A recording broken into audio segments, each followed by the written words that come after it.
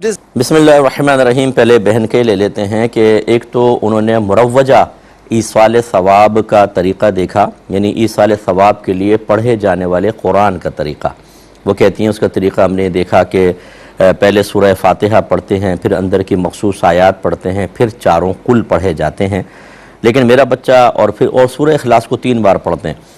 میرا بچہ جن قاری صاحب سے پڑھتا ہے انہوں نے بتایا کہ وہ قاری صاحب ایسے کرتے ہیں کہ پہلے چاروں قل پڑھ لیتے ہیں، بعد میں سورہ فاتحہ پڑھتے ہیں۔ کیا حکم شرع ہوگا؟ بہن نے اپنے رائے ظاہر کرنے کی کوشش کی تھی تو میں نے روک دیا کہ وہ غیر ضروری تھی۔ میں جواب عرض کر دیتا ہوں۔ دیکھیں، ایصال ثواب کے لیے قرآن پاک پڑھنے کے سلسلے میں شریعت نے کوئی مخصوص طریقہ نہیں بتایا۔ یہ جو ہمارے اہل سنت میں ایک طریقہ رائج ہے، جیسے بہن نے ارشاد فرمایا کہ قل یا ایھا الکافرون سے شروع کرتے ہیں، پھر اس سورہ اخلاص کو 3 مرتبہ، پھر پیچھے آتے ہیں الحمد شریف پھر پڑھتے ہیں، پھر اس کے بعد مخصوص آیات ادھر سے لے کر اور وہ کرتے ہیں۔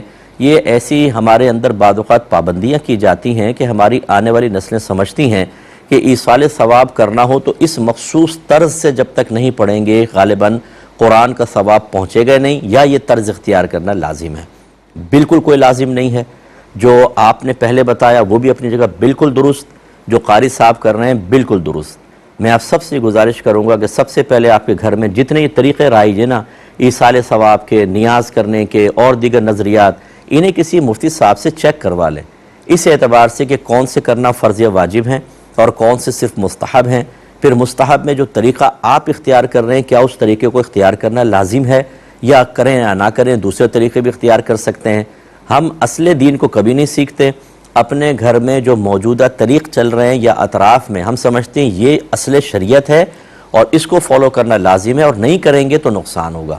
اور اس میں جاہل اپنا کردار بڑا ادا کرتے ہیں معذرت کے ساتھ، کہ ان کو چونکہ پروٹوکول مل رہا ہوتا ہے، وہ مرکز نگاہ بن رہے ہوتے ہیں، علم سیکھا نہیں ہوتا، ہینگ لگے نہ پھٹکڑی، رنگ بھی چوکھا آئے، تو غلط چیز کو رائج کرنے کے لیے سخت، ارے تمہیں نہیں پتہ یہ طریقہ رائج ہے، ایسا کرنا چاہیے۔ اور یہ زیادہ تر بڑے گھر کے بعض اوقات بڑے کر رہے ہوتے ہیں کہ ہمیں مان لو بس، اور اس سے خرابیاں بچوں کے اندر پیدا ہوتی ہیں۔ اصل دین کا دور دور تک پتہ نہیں ہے، اور ہماری بنی ہوئی رسومات نے اصل دین کی جگہ لے کر اور بالکل ایسا ہمارے ذہنوں کو مفلوج کر دیا ہے کہ اس کے خلاف سننے کے لیے تیار نہیں ہے۔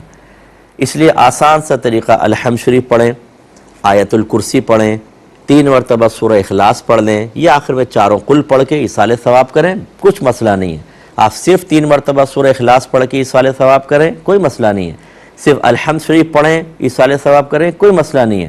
آپ کچھ بھی نہ پڑھیں، کچھ بھی نہ پڑھیں، آپ صرف اللہ کی بارگاہ میں دعا کریں، اللہ تعالیٰ جو میں نے کھانا بنایا اس کا ثواب فلاں بزرگ کو ہم ایصال کرتے ہیں قبول فرما لے، کافی ہے۔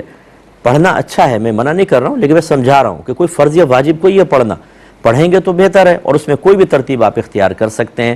اس کے علاوہ اگر میری یہ بات سن کر آپ کسی کو سنائیں اور وہ کوئی بات کہے، اس سے کہیں قرآن و حدیث سے دلیل لے کر آؤں، ختم بات۔ آسان سی بات یہ ہے، اپنے پاس سے اپنے رائے کو اس طرح ظاہر کرنا، اور یہ جتنے اس طرح کے قاری حضرات ہیں کہ جو جب انہیں سمجھایا جائے تو وہ اس طرح اس انداز سے پیش کرتے ہیں کہ علماء مفتیان کرام سب بے وقوف ہیں، ہم جو کر رہے ہیں وہ ٹھیک ہیں، تو ان سے بھی میری گزارش ہے کہ یہ جو آپ لوگوں کے اندر ایک بدعت سرائیت کر رہے ہیں نا، اس کا وبال، اس کا جواب آپ کو آخرت میں دینا ہے۔ یہاں تو ٹھیکہ چل جائے گا، لوگوں کو آپ مروب کر لیں، متاثر کر لیں، ان کو ڈانٹ لیں، ڈپٹ لیں، کسی بھی طرح الفاظ ادا کر کے ان کی نفسیات پر غالب آ کے انہیں اپنی رائے کے مطابق ڈھال لیں، آسان ہے، کر لیں گے آپ۔ میدان محشر میں آپ کو جواب دینا ہوگا، اس کا تھوڑا سا خیال کیجئے۔